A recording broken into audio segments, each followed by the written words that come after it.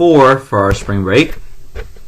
And now we're doing the Eisenhower years. We've just left the Red Scare, and now starting with Eisenhower. So let's talk about his election first. So the 50s overall were seen as happy days.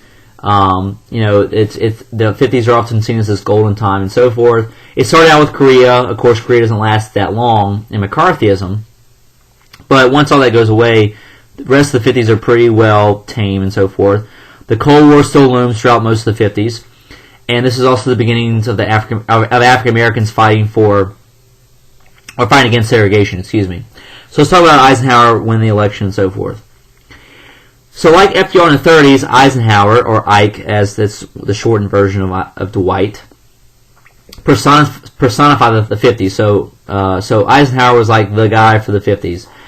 The election slogan that he ran on in 1952, was "I like Ike," which is one of the most famous slogans in campaign history.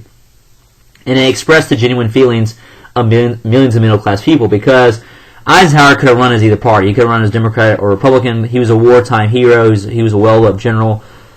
And he decided to run Republican. And like I said, very well liked, and he was going to be an easy pick to win this election.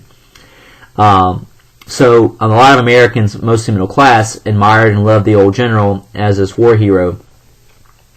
So whenever the election was going on in 52, Americans wanted relief from the Korean War, which was still going on at that point, and an end to the scandals plaguing Washington. There was several scandals that kind of came out in the early 50s. Republicans picked the well-liked general and conservative Republican to balance the ticket. So Eisenhower himself wasn't really seen as that being that conservative, but they picked Richard Nixon, who was this guy who had been involved in HUAC, who had run to after Alger Hiss, and he became a senator after that. But he was also seen as a staunch conservative. So he's picked to balance the ticket. So Richard Nixon's picked to balance the ticket as vice president in 1952, running with Eisenhower. The Democrats pick a guy named Adlai Stevenson. You don't really need to know that. This is not that big of an election, at least as far as who runs against who. Democrats pick Adlai Stevenson, who was governor of Illinois, whose wit, eloquence, and courage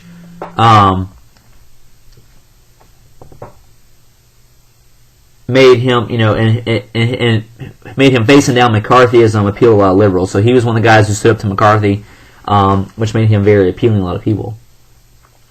So Eisenhower in the campaign had a spotless reputation. He'd never been in politics. He's always been in the military. So he had a lot of integrity for all his years of service.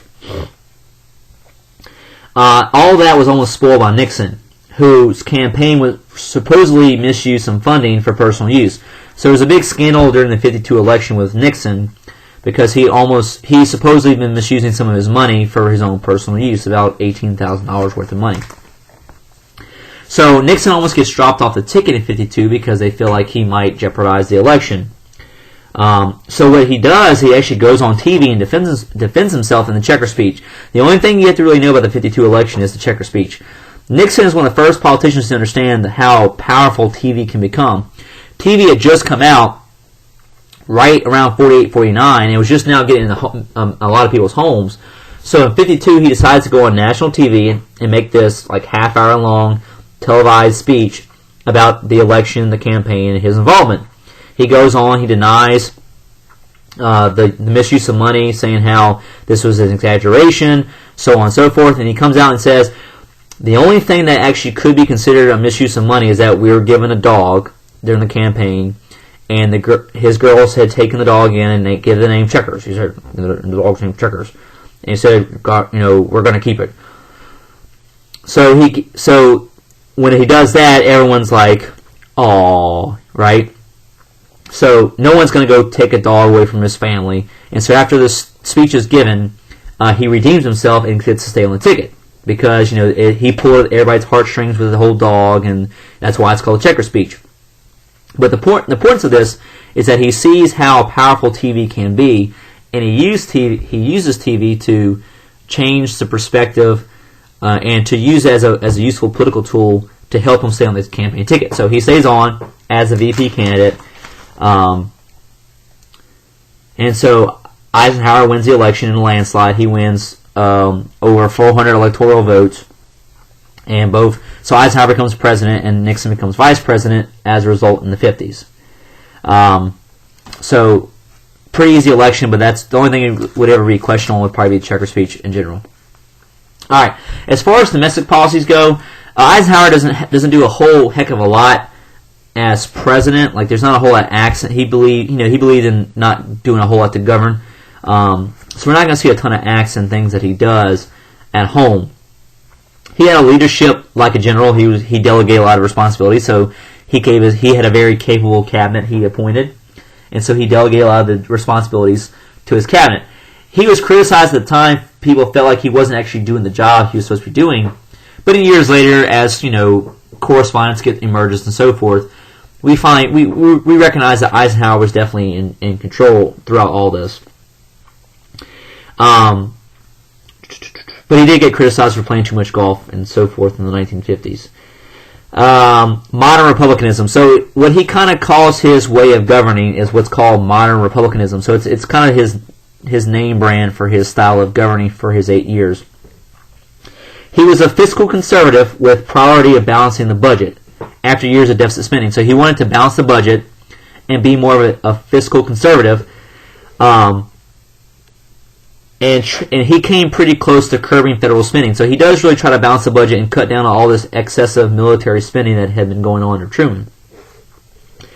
But he was seen as a moderate on some domestic issues because he accepted New Deal programs. So that's why he calls his program modern republicanism, because he said he wants to be conservative when it came to like the dollars and when it came to some of the spending like defense and so forth.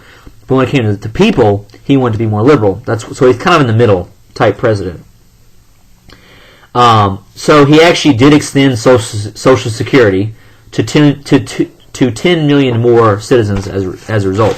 So he does cut down on some areas, but he also extends programs like Social Security, minimum wage as well, and he also does additional public housing programs.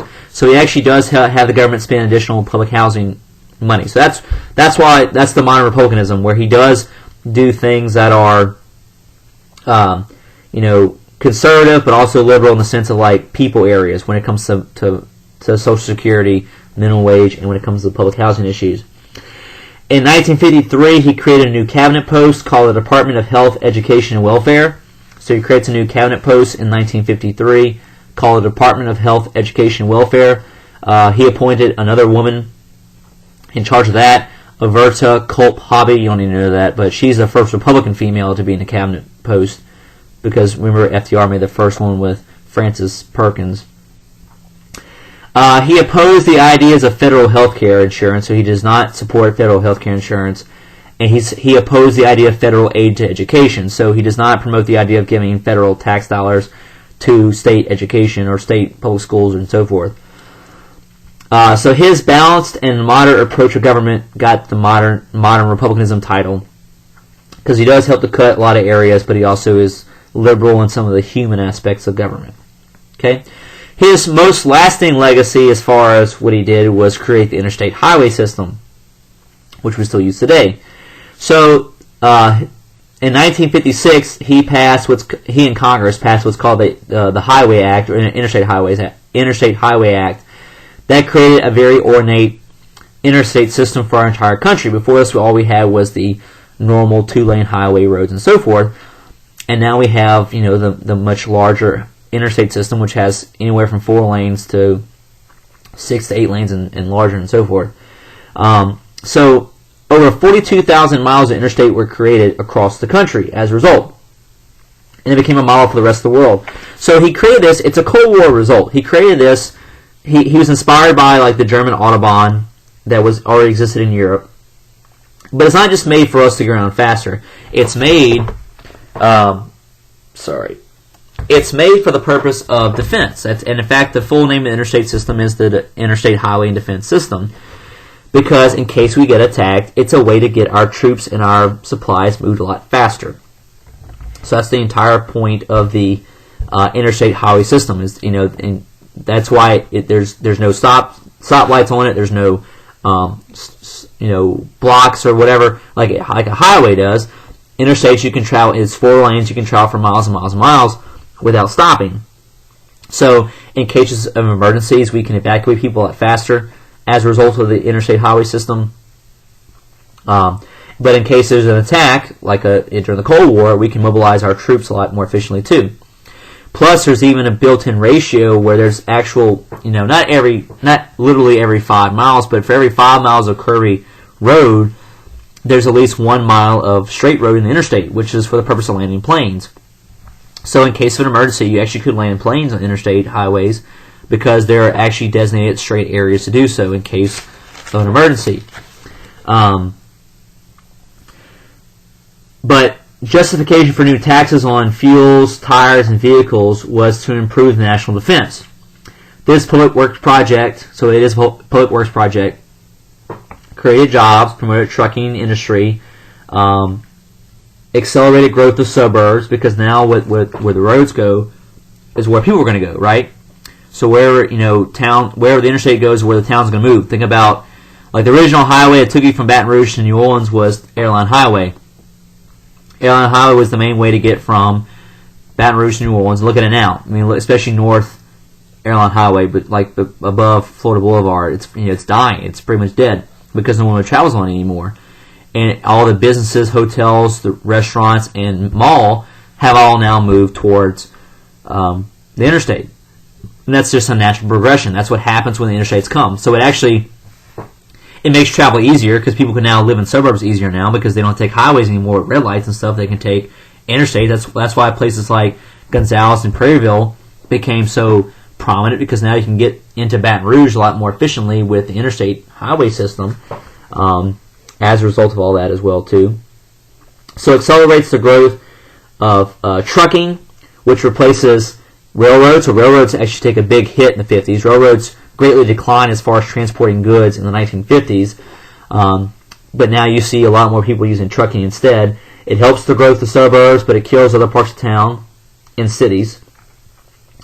It also helps to contribute to a more homogeneous culture, because now people can travel around a lot easier.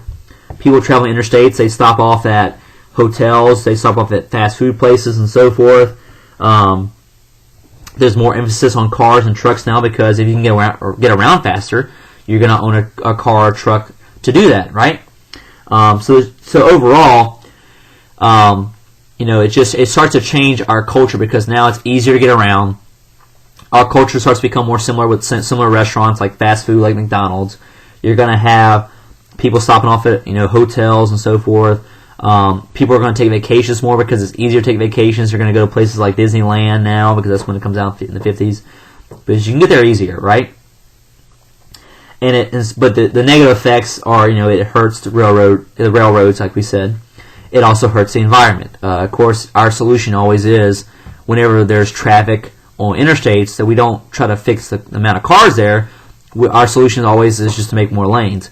So it does hurt the environment, because we bulldoze trees and tear down neighborhoods and so forth, and we never really try to make interstates smaller, always make them bigger, and that's another negative effect they have. So we'll stop there with that video.